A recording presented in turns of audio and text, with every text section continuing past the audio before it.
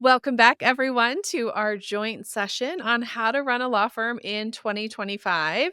Today, we're getting to the good stuff. It's all been good stuff, but I know the stuff that I get questions about a lot. I know Matthew gets questions about a lot.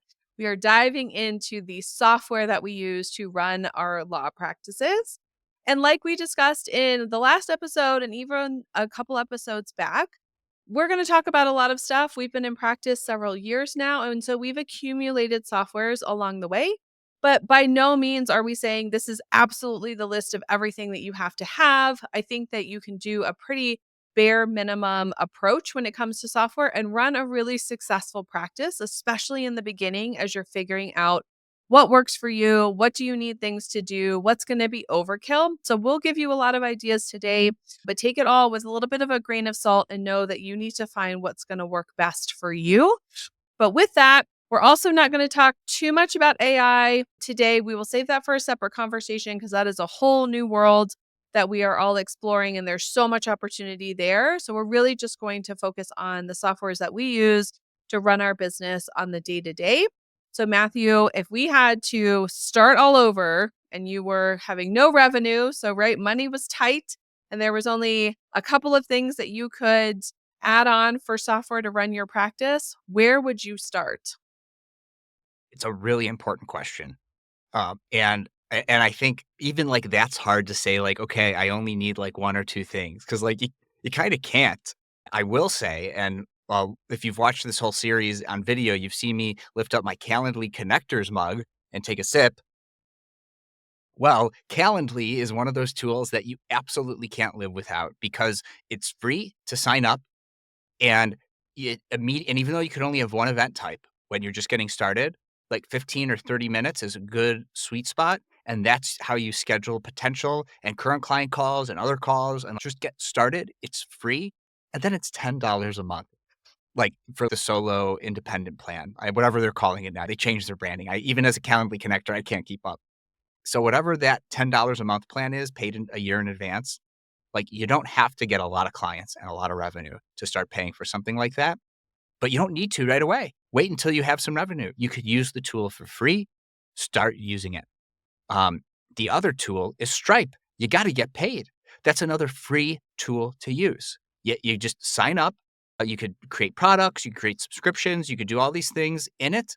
We talked about opening up bank accounts, so you'll have the bank accounts that you'll sign in into your bank account information so that you could integrate those accounts with Stripe. If and frankly, like, if you're in a space or practice area where you need to leverage the IOLTA account, Confido Legal, right? Formerly Gravity Legal. Like, they are a lot like Stripe. They don't have all the features of Stripe, but they have way more than enough for actual law firms because it's like Stripe built purpose first for law firms.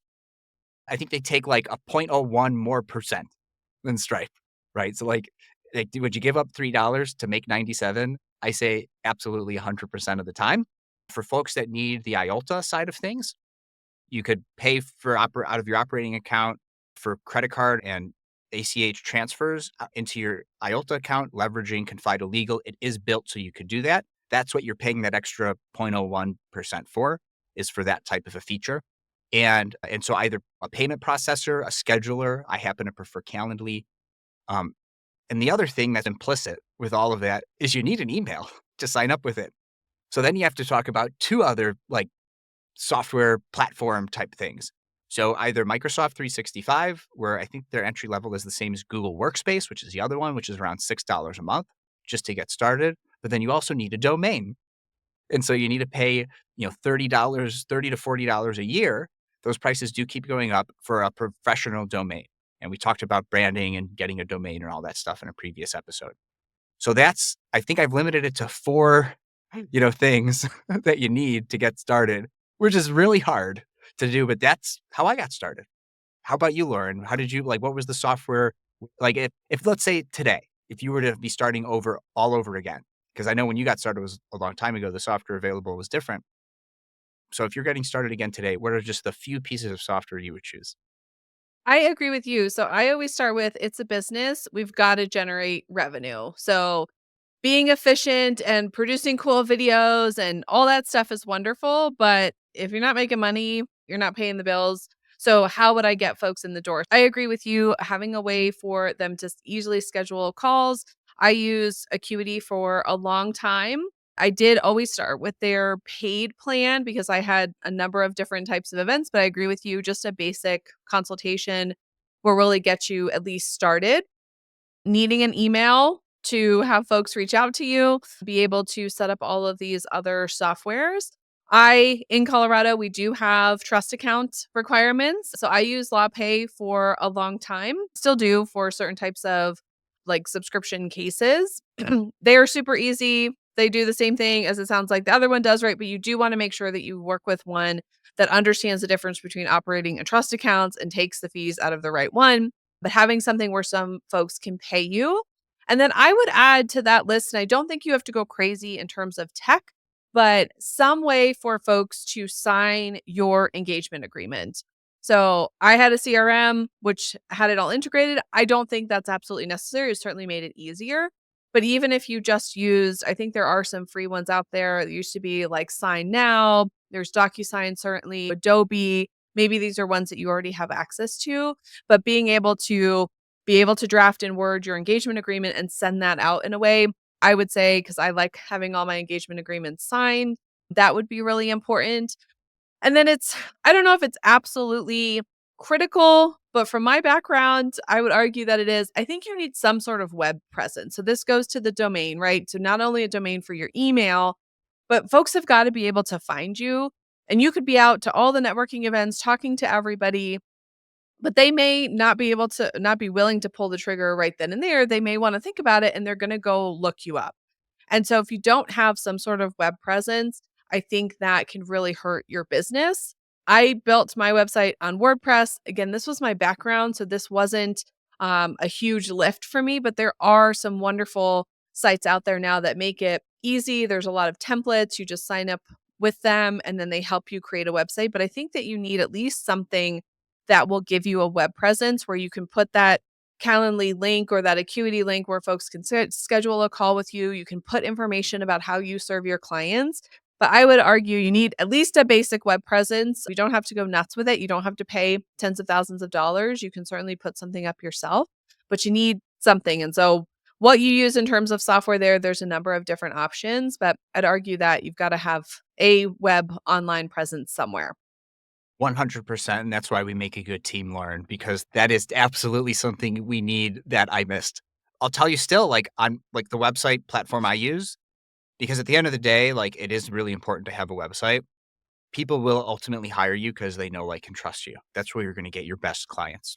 And so you do need a website that they can go to. In particular, I still point every client to my website and say, sign up from my website, because that's my onboarding process is all automated through there. However, you don't need to spend a lot of money on it because at the end of the day, too, like in our business, just to get started, if like, how are you getting clients? You're probably not spending money on marketing or doing SEO and doing all these things that are driving website traffic. So what do you need? You need a professional one-page website that clients can contact you. Like, it doesn't need to cost a lot of money. There's a lot of these out there now. I've always been a big fan of Card with two R's, .co, CAROD.co. I now spend, I think, like with the sale, like they always have a Black Friday sale. And that's always when I renew, even though it's a few months in advance of when my actual renewal date is, because you end up saving like 50%. I'm paying for the pro amount or the pro plus amount or something, like where you could have like up to 30 websites because I have so many domains and that's a separate problem. Um, but when I was just getting started, I was like $20 a year. And I think it's like, it's around that right now to get up to 10 professional domain websites, like a year, not a month, like some like WordPress and some other places, $20 a year to get up to 10 domains of custom websites with professional access to the pro templates. Because there's freemium, like you could do yourname.card.co, just like with Substack, yourbrand.substack.com, right? Similar kind of a thing. Because Substack is another one of those platforms. I'm like, make a newsletter. It's free. If we're already talking about websites. In fact, you might want to figure out a way to just like make Substack your whole backend, because you could put in links and stuff into things and like tabs and everything on Substack, or maybe it like links to like a Sweet Dash style thing, which is what I have that powers my client portal. And you could probably even put in Stripe payment links if you just want to use Stripe or Confido Legal to like start them on their subscription or pay the fee or whatever, you could probably just do that right on Substack. And if you want the custom domain on Substack, it's a one-time $50 payment. A one-time $50 payment, right? To have that custom domain backend powered by Substack. Like, it depends, obviously. Like, I don't necessarily recommend that's what you use for your website, but you can. And it's a content platform. And they only make money when you make money through the platform. And you can't like charge for legal fees through it because of fee splitting prohibitions, probably. Consult your local ethics attorney on that. Obviously, no ethics advice given. But I've been super happy with Card. I've been able to change and move things around on my website a lot. You can't do some of the things you could do on your Squarespaces, on your WordPresses, on that. But like, do you need to? Is the question. Is do you really need to? And when you're getting started, the answer is most certainly no. So a cheap site like Card that gives you a nice professional one-page website, that's all you need to get started. Anything else? Yeah. Like, what's next on your list, Lauren? So I would say the lower level in terms of pricing things that I just love that made a big difference without having a huge economic impact were things like Text Expander. Zapier, I think, has a free version that does a lot. So when I started to get more clients and now the revenue was coming in relatively consistently, I then switched to, okay, I've got the pipeline open. Folks are finding me. Now, how do I deliver services with more quality and more efficiently? And so I started to put those pieces together. So Text Expander is really inexpensive. I forget, I think it's like 25 or 30 bucks a year. I can't remember, but that was super helpful to be able to use consistent language where here's my welcome to being a new client email. I would just create it once and then be able to easily paste it in a new email without having to go search for it or pull it up in Word or just take time to do that. So I really love Text Expander. And then Zapier for kind of those automated tasks that you want to have happen without you having to do anything. So they do have a free version that allows you some basics. I think you can do two-step zaps, and it will limit like the number that you can run per year, but it's a pretty high or per month, but it's a pretty high number. So if you want to, when a new client comes on board, create an email folder for them, which is what I do. Like that happens automatically, or add these folders into your document management system.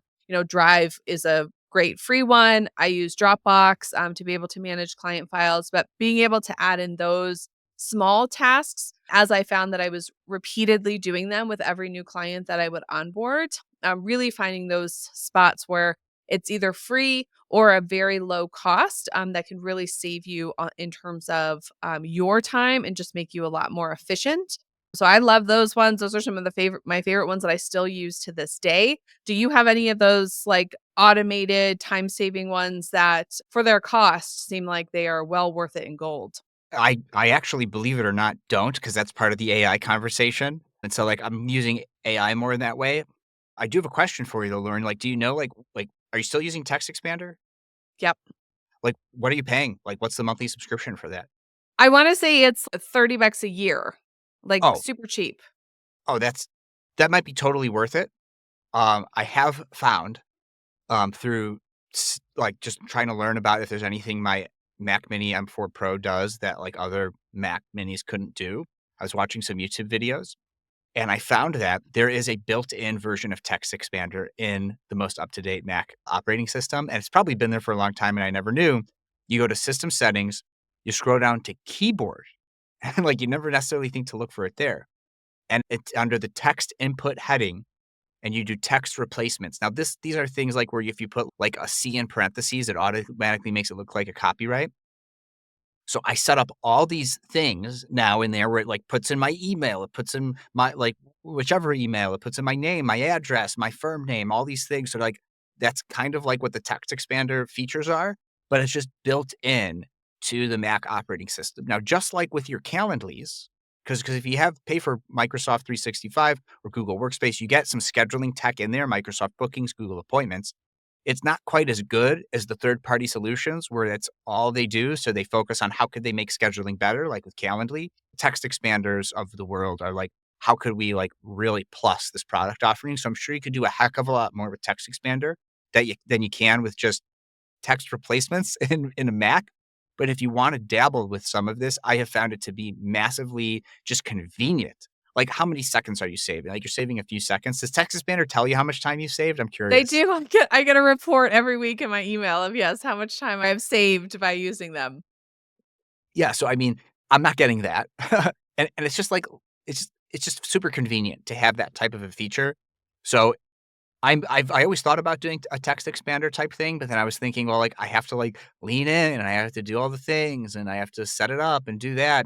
And I'm already pretty efficient. And like these days, other than filling in some forms online to like attend an event, which now I have totally like quick keyed, um, I just tell AI, I want you to redraft this way. I want you to redraft that way.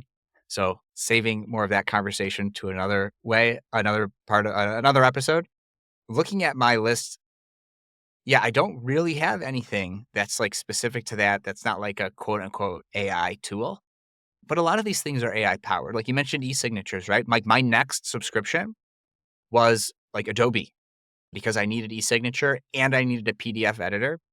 And now actually Google Workspace on the business level subscription where you're paying $12 a month, which I got to pretty quickly because I needed that extra storage space of up to 2 terabytes of cloud storage. Like they've released an e-signature tool now. And so I'm thinking like, is there a lower level of Adobe where I'm not paying $20 a month plus tax, where it's just the PDF editor and conversion? Because I've been testing out the Google Workspace Business Standard and above PDF e-signature, and it's very similar.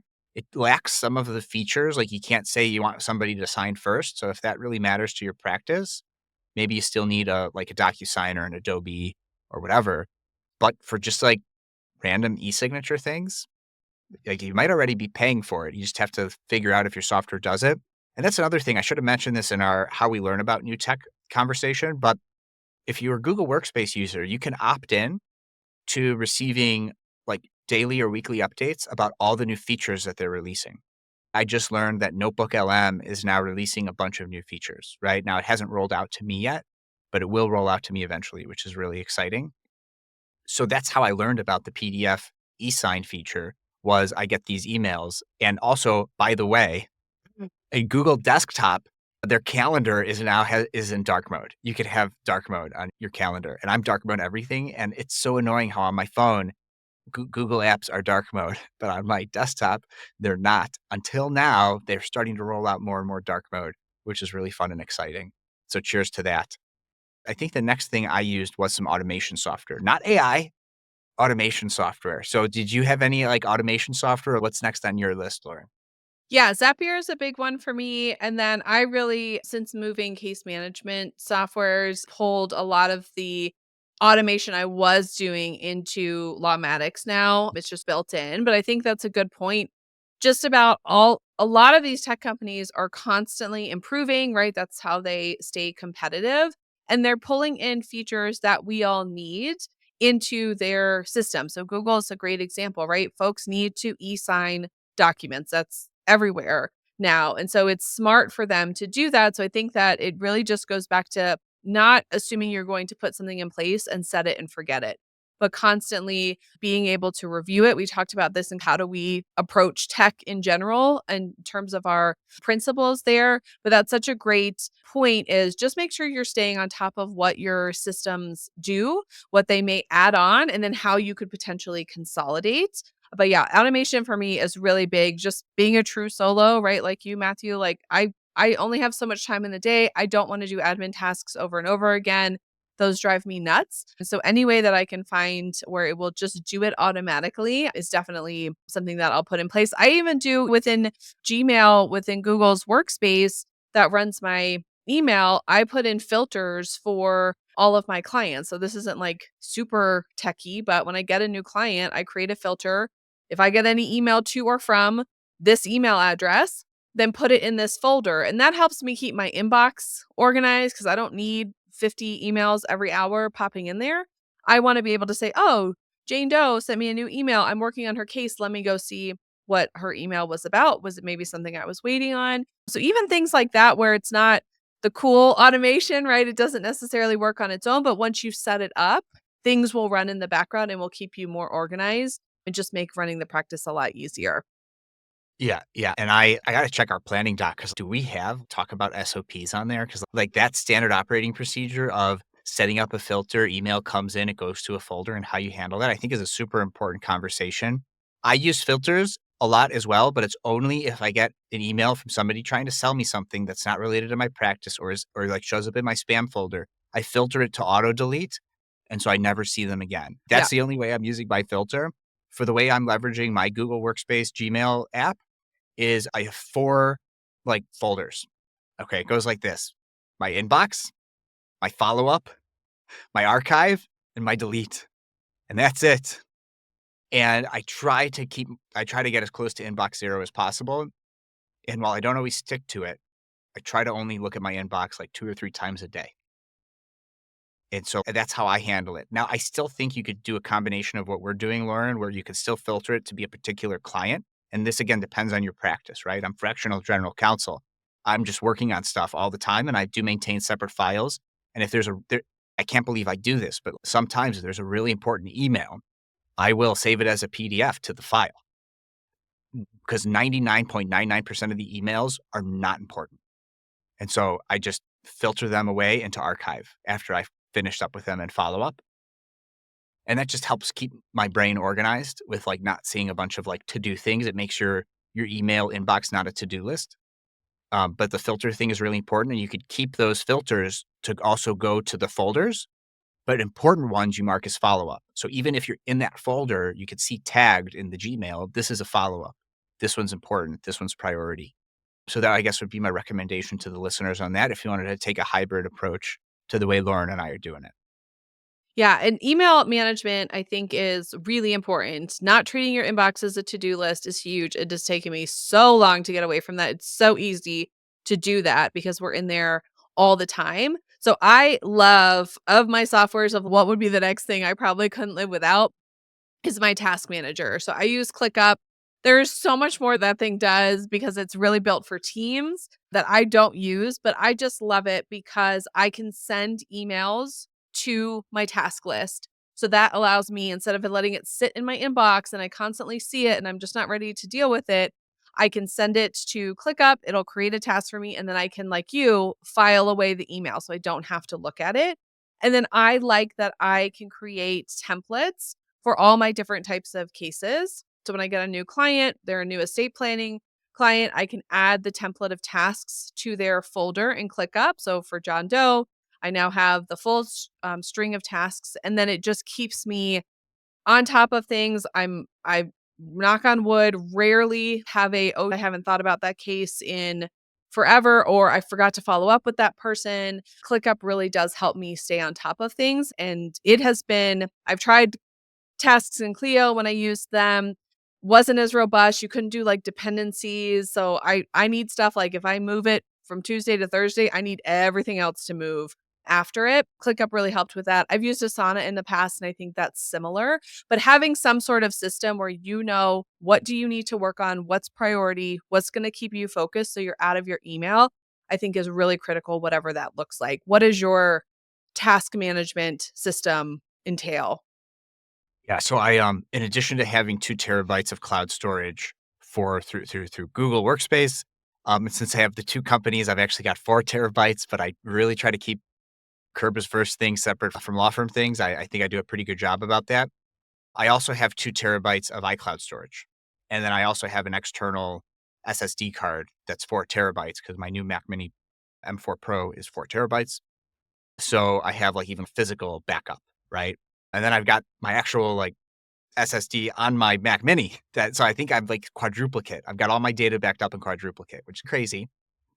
But it's also all in the cloud in 2 places, so I get it from anywhere that I want. I am just using like the Mac folders integrated with Google Drive, primarily in the Mac OS. So there's an app that you could download that integrates your Google Drive with your Mac, and it's a Google app so that you can just, if things are saved and uploaded in Google Drive, you just interface with them just like in the folder system on the Mac. I've been using Macs forever. I'm super comfortable with it. I have just like so much of my work is just clients schedule calls with me, and then I schedule things on my calendar to review the contract, draft the contract. Like the nature of my practice being fractional GC, I haven't found like a good practice management system that like lets me do it that I can't just handle through an integration with Google Workspace and macOS. So that's enough for me right now. I have been super interested in like IT ticketing systems. I learned about this from Jack Shelton, episode 101 of Law Subscribed, Aegis Space Law. And they've found that's a good way. And it's good with teams, right? So a legal task comes in and it assigns it to the team member who's available. Now, that would always be me, at least for now. Uh, but what it does is it lets you track things like in an IT ticketing system and update stuff. And so I almost wonder if I should be like looking more into that. And I've also been searching for, I did like a perplexity search on IT ticketing systems designed for law firms. I got nothing. So like maybe something there. But for me, the next piece of software was really, I was starting from scratch and I needed documents. And so it was a document database and automation platform. And for me, that was the Illinois Institute of Continuing Legal Education. They have a project called FormuLaw. Yes, it's a pun. I love it. They just added a W at the end of formula and it totally works. So they take the forms and you could plug stuff in there. And I don't use it as often anymore. It's only $29 a month. It used to be cheaper when I got started. But to have access to all of these forms that are automated are great. I find that I have like a checklist of I don't like the forms and I can't update the forms like you can in a gavel, right? So you could that's a reason you could leverage like a database and a gavel type thing together. And then to keep talking my book, since Gavel's a sponsor, 650 is like a like formula, but specific to HR and employment related legal stuff. So that and it's no offense to the Illinois Institute of Continuing Legal Education, but 650 just does a much better job because they also have that niche, right? They're just focused on these documents, not any like general practitioner document, right? So they do a 650 just does a much better job with the document database and automation platform. And they've done some interesting things with AI, as has Gavel, right, to superpower their software. So, and even Adobe uses AI. So we can't talk about some software without talking about AI. But these aren't like AI first platforms, even if they are automation or database based platforms. You may notice I don't quite have my 5 o'clock shadow and I'm in a different shirt. Well, that's because that was actually just part one of our software talk. Lauren and I went super long. And so we thought we're going to break it up into two parts because we don't want you to have to dedicate more than about a half hour to every single episode, 15 minutes if you're a 2-time speeder like me. So that concludes part one of our software talk. Make sure you tune in to next episode where you're going to get the second half of my conversation with Lauren Lester on software for running a law firm in 2025.